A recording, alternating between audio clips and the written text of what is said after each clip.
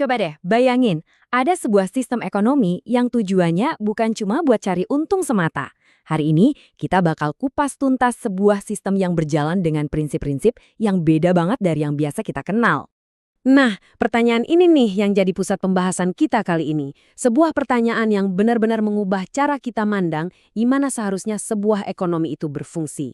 Oke, biar kita paham ekonomi Islam, kita harus mulai dari akarnya dulu. Dari titik awal dan tujuan akhirnya yang, jujur aja, unik dan beda banget. Semuanya itu berawal dari satu konsep kunci. Tauhid. Ini bukan cuma soal keyakinan, tapi ini yang ngebentuk seluruh kerangka ekonominya. Jadi motivasinya bukan cuma ngejar kepentingan pribadi, tapi didasari oleh semangat ibadah dan persaudaraan. Jadi tujuan utamanya itu bukan cuma numpuk harta, tapi mencapai falah. Falah ini adalah kesejahteraan yang sejati, baik di dunia maupun di akhirat. Konsep ini mencakup kemakmuran materi dan juga spiritual. Lengkap banget. Oke, sekarang kita masuk ke garis merahnya nih. Aturan-aturan fundamental yang mendefinisikan apa aja yang nggak boleh dilakuin dalam sistem ini. Yang pertama, dan mungkin yang paling terkenal, itu larangan riba atau bunga. Ini benar-benar ngubah aturan main pinjam-meminjam dan investasi. Jadi, bukannya keuntungan yang udah pasti di depan, sistem ini lebih mendorong model bagi hasil dan bagi resiko. Selanjutnya, ada gharar. Simpelnya, ini adalah aturan yang melarang transaksi yang gak jelas, terlalu berisiko, atau ambigu. Tujuannya apa? Ya buat melindungi pihak yang lebih lemah dari eksploitasi dan ketidakadilan. Nah, contoh klasik ini ngejelasin konsepnya dengan gamblang banget. Kamu nggak bisa jual sesuatu yang belum pasti ada atau yang spesifikasinya aja kita nggak tahu. Intinya adalah transparansi dan kepastian buat semua pihak yang terlibat. Dan yang terakhir ada maisir. Ini larangan buat judi atau dapetin kekayaan cuma dari untung-untungan, bukan dari usaha yang produktif. Termasuk juga spekulasi yang nggak menciptakan nilai real apa-apa, jadi cuma main pindah-pindahin uang aja. Nah, 3 larangan yang barusan kita bahas tadi, itu mengarah ke satu pergeseran yang fundamental banget. Tujuan ekonomi jadi bukan lagi sekedar kepuasan pribadi, tapi kesejahteraan bersama. Coba kita lihat bedanya.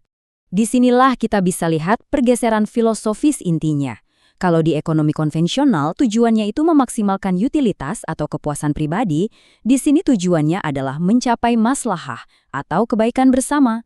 Gini deh, utilitas itu kan bisa jadi zero-sum game ya. Untungnya satu orang bisa jadi ruginya orang lain. Nah, kalau maslahah, ini justru tentang menciptakan manfaat dan kesejahteraan yang bisa dirasain bareng-bareng. Terus, apa sih maslahah itu? Konsep ini dibangun buat melindungi 5 elemen penting dalam hidup. Keyakinan, jiwa, akal, keluarga, dan juga harta. Idealnya, setiap kegiatan ekonomi itu harusnya mendukung dan memajukan salah satu dari pilar-pilar masyarakat ini. Oke, teorinya kan keren banget ya. Tapi gimana cara kerja prinsip-prinsip ini di dunia nyata? Yuk kita lihat 2 contoh prakteknya. Pilar utamanya itu salah satunya zakat. Ini bukan sekadar sumbangan sukarela loh, tapi kontribusi wajib yang tujuannya buat redistribusi kekayaan. Jadi ini adalah alat buat ngurangin ketidaksetaraan dan ngebantu mereka yang butuh. Dan kalau kita lihat data dari Indonesia, ini menarik banget. Studi nunjukin kalau dalam jangka panjang, pengumpulan dan penyaluran dana zakat, infak, dan sedekah atau ZIS itu ternyata punya pengaruh positif loh buat pertumbuhan ekonomi. Oke, selain filantropi, ada aplikasi praktis lainnya nih, yaitu pengawasan pasar. Jadi sistem ini juga punya mekanisme buat mastiin keadilan di dalam pasar itu sendiri. Konsep ini namanya Al-Hisbah.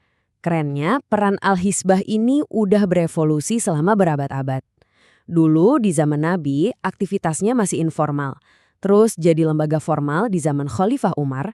Sampai sekarang perannya itu tercermin di badan regulator pemerintah modern. Jadi, intinya Al-Hisbah ini adalah institusi yang tugasnya ngawasin pasar. Buat apa? Buat mastiin semua transaksi itu adil, etis, bebas dari penipuan, dan pastinya sejalan sama prinsip-prinsip syariah. Tujuannya yaitu tadi, buat kebaikan bersama. Dan prinsip ini tuh masih relevan banget sampai sekarang. Contohnya, di Indonesia, peran Al-Hisbah di sektor keuangan itu dijalankan sama Otoritas Jasa Keuangan atau OJK. Tugasnya, yang mengawasi pasar keuangan buat melindungi kita semua, para konsumen dan investor, dari praktek yang nggak adil. Oke, kita udah bahas banyak hal. Coba kita mundur sedikit buat lihat gambaran besarnya. Apa sih inti dari semua ini? Jadi, ekonomi Islam itu bukan cuma sekumpulan jangan ini, jangan itu. Tapi ini adalah sebuah sistem yang lengkap, berbasis aturan, di mana keuangan itu harus nyambung langsung ke aktivitas ekonomi real dan kesejahteraan masyarakat.